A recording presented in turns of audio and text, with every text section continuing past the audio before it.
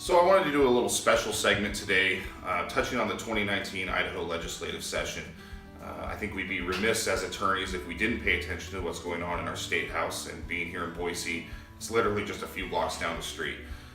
So I want to talk about a few laws that were passed this session and just a few that didn't pass, but which I thought were interesting for one reason or another. Hope you enjoy this segment, and I look forward to bringing it to you.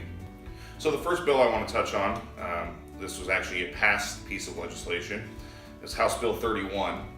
This was part of a package of bills that were actually proposed by the Idaho Supreme Court to kind of streamline some of the legal processes in our state. This one actually has to do with family law, which is an area we practice a lot of here. So previously, state law has a cooling off period for divorce. It was 20 days. It prevented a judge from entering a final decree of divorce previous to 20 days from the date of the first pleading, the filing of the divorce petition itself. The Supreme Court likes to use 7-day time increments for everything. It helps keep it simpler. People can remember those week-long increments. So that was moved from 20 days to 21 days. So the divorce cooling off period in Idaho is now 21 days. It's a small change, but it will affect some of our family law clients, so I thought I'd bring that to your attention. Another bill I want to talk about was House Bill 189. This actually has to do with Idaho Fish and Game and search and seizure, so I think it's interesting on a couple different counts. It modifies existing law to specifically require that if Idaho Fish and Game seeks to search an area not in plain view, they have to either get a warrant or they have to get your consent, which is kind of interesting. It doesn't provide any sort of exigency exception to the warrant requirement, although I imagine the courts will read that in.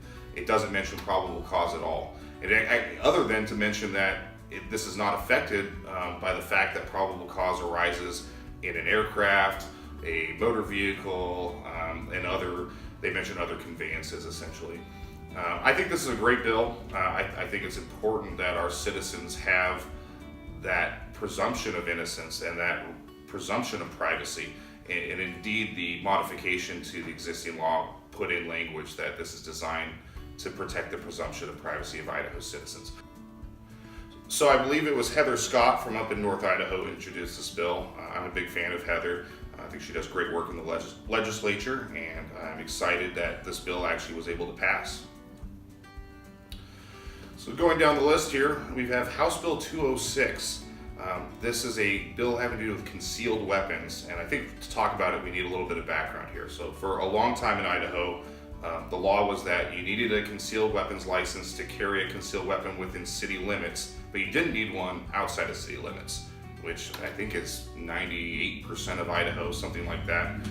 And then the law was changed, I believe in 2016, where we had what's called constitutional carry, and that simply means you don't need a concealed weapons permit to carry a concealed weapon. And so in city limits, that right was extended to people other than non-residents and other than 18 to 20-year-olds. The non-residents thing is really curious to me. I don't see any reasonable basis to think that, for instance, someone from Oregon is more likely to commit an offensive violence with a concealed weapon than someone from Idaho. The 18 to 20-year-old restriction, I think that was just part of the compromise they had to make to get it passed back in 2016. So House Bill 206 this year in 2019, that removes the 18 to 20-year-old restriction. So now 18 to 20-year-olds are in full possession of their Second Amendment rights throughout the state of Idaho, as long as they're Idaho residents. We did not get rid of the residency restriction. It's interesting to me that that was the piece that had to be compromised away. And personally, I don't think that residency requirement would survive a privileges and immunities challenge. What I mean by that is that the U.S. Constitution, in its privileges and immunities clause, prevents states from treating non-residents differently simply on the basis of their residence in a different state. So I think if someone were to challenge it, I don't see it being upheld by the courts. Wyoming is the only other state that has that, but really no one should be the test case. So I'm looking forward to, in the 2020 session, getting rid of that residency requirement. But the state of the law now in Idaho is that anyone over the age of 18 who's not otherwise disqualified under federal or state law from possessing a firearm can legally conceal it within city limits and throughout the rest of the state. So the last new law I wanted to touch on has to do with what are called Medicaid sideboards. I think most people are aware that the voters in Idaho, by ballot initiative, expanded eligibility for Medicaid, expanded the number of people who, based on their income, are going to be eligible for that program. It's a federal program administered by the states. Now, of course, that comes with additional costs. So in an effort to ameliorate those costs, the legislature attempted to pass some different requirements to kind of narrow down that pool, or at least make those who are in that pool do something to acquire that eligibility. The most contentious of which being work requirements. And initially there were some pretty stringent requirements proposed in a House bill that was watered down in the Senate, and that's where we are now with 1204 that came out of the Senate, which was what was passed. I believe it put the work requirement on for 20 hours a week. So essentially you have to work part-time, but there's a lot of exemptions to that, for different life situations, children in the home, things of that nature. But that is something to be aware of. It'll be interesting to see going forward how this Medicaid expansion plays out, how those costs are dealt with, whether these sideboards are enough to ameliorate that cost, or whether we're gonna have to see some tax increases here in the state of Idaho to pay for what the people did by ballot initiative. So I want to talk also about a few bills that didn't pass that I thought were interesting for one reason or another. The first one of those being House Bill 170. This would have provided that if you are the subject of an Idaho Department of Health and Welfare child protection investigation, that upon commencing that investigation, going to your house to conduct an interview, something like that, you would have to be notified of your rights, including your right to not allow them to enter your home. There was actually a written statement proposed in the bill that they would have to provide to you. And of course you could waive those rights and allow them to come in.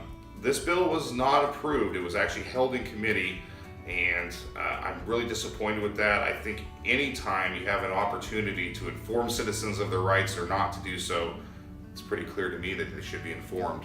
And especially when it comes to children and it comes to people's rights against search and seizure and allowing government agents in their house.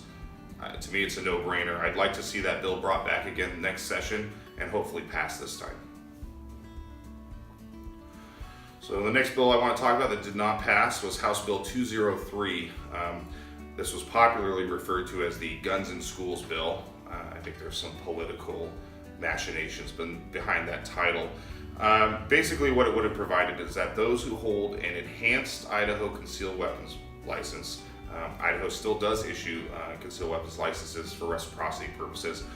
The enhanced license requires training and requires full background check and all those things. But it would have allowed them to carry their firearms in the schools without obtaining permission from the school boards. Currently, school boards in Idaho get to determine the policies on carry in the schools. And moreover, it would have provided that teachers could not be disciplined on the basis of having those legally authorized firearms in the schools. This bill did not pass. I think there was a lot of undue hysteria around it. I think it's just going to be a matter of bringing it back again next year, trying again. Sometimes these bills, they take a few tries. You have to get people used to the idea. You have to break through some of the, like I said, the hysteria. Representative Chad Christensen introduced this bill this session. I expect him to do so again next session. I would like to see it pass. I think really the only antidote to these people coming into schools with bad intentions is having people with good intentions there who are ready and able to defend themselves and defend the students. I think having schools as gun-free zones clearly hasn't worked. It's just not working here. There's going to be guns in schools. I'd rather have those guns in the hands of good people. So the last bill I wanted to talk about that did not pass is House Bill 300A, which would have permitted the interstate transportation of hemp pursuant to federal law. I think people are generally aware that hemp has been authorized by the U.S. Congress. Hemp is not marijuana. Hemp is a non-psychoactive industrial plant used for its fibers and other purposes. This would have allowed the transport of it across the state of Idaho. It would not have been sold in Idaho or anything like that. There are attempts being made to allow Idaho farmers to grow hemp, which I think would be a great boon for them if they can just have another crop that might hold more value. Unfortunately, it did not pass. Idaho, unfortunately, sorry to say, has now the most regressive marijuana laws in the country. Utah is more progressive on marijuana than Idaho is. Utah allows CBD oil and medical marijuana. Sorry to see that this bill did not pass. I would really like to see some form of at least industrial hemp being authorized in Idaho. Like I said, I think it would be great for the farmers, and really, as a personal philosophical matter, I just don't see any benefit to locking people up for transporting a non-psychoactive plant. It doesn't make any sense to me at all. So I really hope that, I believe it was Dorothy Moon that sponsored that bill. I'd like to see her bring it back again next session. So thanks for taking the time to be with us through this roundup of the 2019 Idaho Legislative Session. Like I said, I think it was kind of a mixed bag. There were some interesting bills passed. There were a lot more interesting bills that did not pass. But I enjoyed bringing this segment to you. I want to tell everyone that if you want to get involved, legislature.idaho.gov has lists of all the bills proposed and passed next session. As bills are introduced, they'll be listed on the website. You can see the full bill text, statement of purpose, the fiscal note, everything like that to truly become an informed citizen and have an informed opinion on these matters. I think it's important that we as citizens get involved and don't allow the legislature to just become this foreign entity that is making laws the rest of us have to follow.